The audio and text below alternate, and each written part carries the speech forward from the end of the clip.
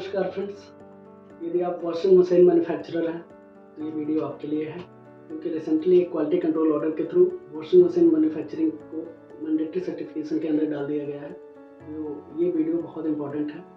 तो इस वीडियो में हम बात करेंगे क्वालिटी कंट्रोल ऑर्डर के बारे में, BIS के बारे में, ISI सर्टिफिकेट प्रोसेस के बारे में, BIS का लाइसेंस की वैलिडिटी के बारे में, एक्सपेंसेस क्या होंगे, ड्यूरेशन कितना लगेगा लाइसेंस मिलने में, ये सारा डिस्कशन हम इस वीडियो में करेंगे। मेरा नाम प्रमोद जसवाल है, induce India testing and research private limited का फाउंडर हूँ और 2013 से मैं लगातार टेक्निकल कंप्लायंसेस के लिए काम कर रहा हूँ, जिसमें डिफरेंट इंडस्ट्रीज़ के लिए हमने काम किया है, चाहे वो इलेक्ट्रिकल इंडस्ट्रीज़ हो, इलेक्ट्रिकल एंड इलेक्ट्रॉनिक हो, ग्लास इंडस्ट्री है, प्लाईवुड इंडस्ट्री है, प्लास्टिक इंडस्ट्री है, केमिकल इंडस्ट्री है, तो हर तरह की इंडस्ट्री के लिए हमने काम किया है। हम शुरू करते हैं। सबसे पहले क्वालिटी कंट्रोल ऑर्डर की बात करते हैं। क्वालिटी कंट्रोल ऑर्डर बेसिकली जो भी कंसर्न मिनिस्ट्री होती है, यदि उनको लगता है कि उनका प्रोडक्ट कंज्यूमर के लिए, हेल्थ के लिए और उसकी क्वालिटी इंपॉर्टेंट है, क्रिटिकल है, या कंज्यूमर के लिए उसका प्रोडक्ट की क्वालिटी जो कि हेल्थ के लिए तो वो नहीं है प्रॉब्लम, लेकिन क्वालिटी जो उसके परफॉर्मेंस से रिलेटेड क्वालिटी जो है उसमें कोई प्रॉब्लम लगती है, तो गवर्नमेंट उसको क्या करती है, क्वालिटी कंट्रोल ऑर्डर के थ्रू मैंडेटरी सर्टिफिकेशन में डाल देती है।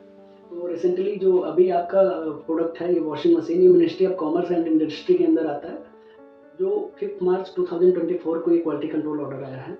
और as per this quality control order आपका जो प्रोडक्ट है, यदि आप लार्ज स्केल मैन्युफैक्चरर हैं या आप फॉरेन मैन्युफैक्चरर हैं, तो ये 5 सितंबर 2024 से मैंडेटरी कर दिया गया है। ये डेट नोट कर लीजिए, क्योंकि फॉरेन मैन्युफैक्चरर को कस्टम क्लियरेंस में प्रॉब्लम आएगी, और इंडियन मैन्युफैक्चरर हैं तो आप इस डेट के बाद कहीं भी आप मैन्युफैक्चरिंग या सेल या स्टोर ऐसा कुछ भी करते हैं तो वो इलीगल होगा। स्मॉल स्केल इंडस्ट्रीज़ और माइक्रो कंपनीज के लिए टाइम है। स्मॉल इंडस्ट्रीज़ के लिए 5 दिसंबर 2024 है और माइक्रो कंपनीज के लिए 5 मार्च 2025 है। तो ये डेट बहुत इंपॉर्टेंट है। ये जो वॉशिंग मशीन है उसका IS स्टैंडर्ड है 302 Part 2 सेक्शन 7, जो इसमें प्रोडक्ट की सेफ्टी के लिए बेसिकली ये स्टैंडर्ड है, जिसको अभी BIS ने मैंडेटरी कर दिया है।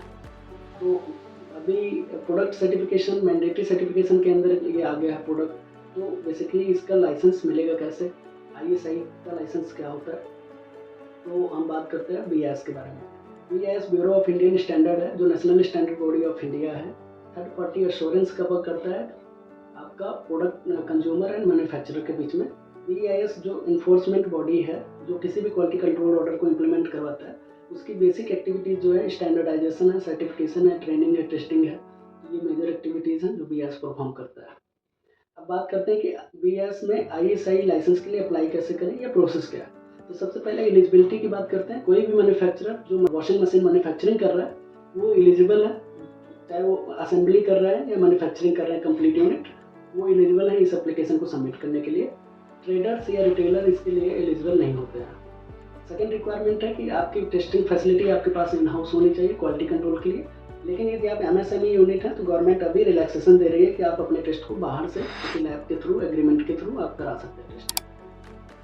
अब हम बात करते हैं स्कोप की। तो जैसे आप एप्लीकेशन लगाएंगे तो सबसे पहले आपको पता होना चाहिए कि आपका प्रोडक्ट क्या है, क्योंकि एक ही स्टैंडर्ड के अंदर कई सारी ग्रेड वैरायटी होती है। जैसे कि आपका स्कोप में यदि आप देखेंगे टॉप लोडिंग है कि फ्रंट लोडिंग है, केजी कितने केजी तक का है वो आपको डिसाइड करना है। उसमें कंस्ट्रक्शन से रिलेटेड जो फीचर्स हैं वो आपको देखना है। आपको देखना है कि इसमें रेटिंग क्या है, पावर कंजप्शन क्या है। तो सबसे पहले तो आपको स्कोप आइडेंटिफाई करना है कि आप क्या लाइसेंस में लेना चाहते हैं। सारी वैरायटी आप नहीं ले सकते, जो आपको ज़रूरत है, जो आप बना सकते हैं वही आप अप्लाई कर सकते हैं। तो आपको स्कोप आइडेंटिफाई करना है। फिर उसके बाद आपका जो एप्लीकेशन की प्रोसेस है वो 8 स्टेप्स में होती है। पहला स्टेप है डॉक्यूमेंटेशन। डॉक्यूमेंटेशन 2 पार्ट में हम कर सकते हैं। एक तो जनरल डॉक्यूमेंट है, जिसमें आपका कंपनी के रजिस्ट्रेशन डॉक्यूमेंट होते हैं, जैसे कि कंपनी का रजिस्ट्रेशन में COI हो गया, MOA हो गया, पार्टनरशिप डीड हो गई, GST है, उद्यम है, या पैन कार्ड, आधार कार्ड ऑनर्स के हो गया। यदि आप फॉरेन मैन्युफैक्चरर हैं तो आपका बिजनेस लाइसेंस होगा, ट्रांसलेटेड कॉपी इंग्लिश में और रीजनल लैंग्वेज में।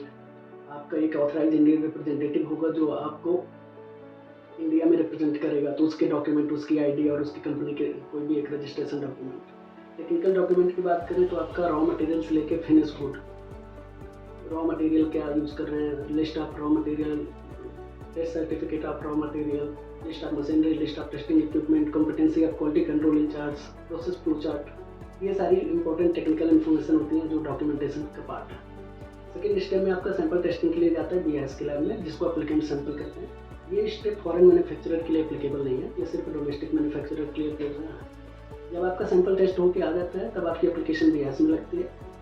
फोर्थ स्टेप में आपके लिए एक ऑफिसर और नॉमिनेट होते हैं जो फाइल को स्क्रूटनी करते हैं। यदि माइनर प्रॉब्लम्स हैं तो आप उसको रिजॉल्व करेंगे, आपकी ऑडिट होगी।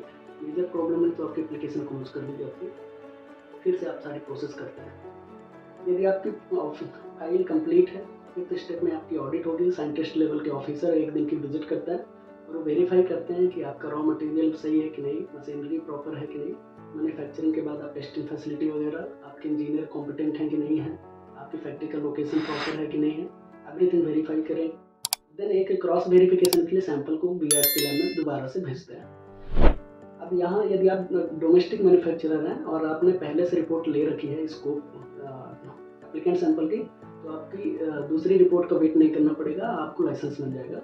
लेकिन यदि आप फॉरेन मैन्युफैक्चरर हैं तो आपका जो ऑडिट के बाद सैंपल जाएगा वो टेस्टिंग में BIS के लैब में जाएगा और रिपोर्ट आने के बाद यदि रिपोर्ट पास होगी तो आपको लाइसेंस मिलेगा।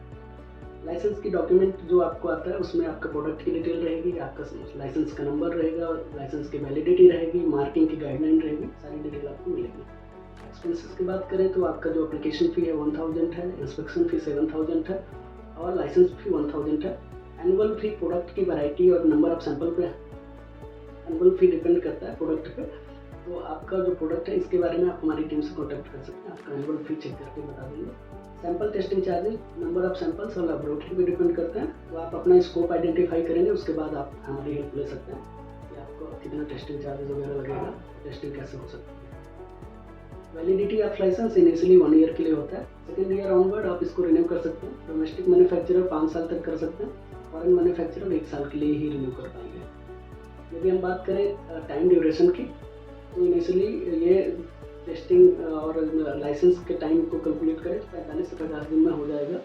लेकिन एक फॉरेन मैन्युफैक्चरर है तो 4 से 6 महीने का टाइम लगभग लगेगा कंप्लीट लाइसेंस मिलने में। तो उम्मीद है कि ये वीडियो इन्फॉर्मेटिव होगी। आप लाइक करें, सब्सक्राइब करें, दोस्तों को शेयर करें सो दैट कि अपडेटेड न्यूज़ हम आपको देते रहें।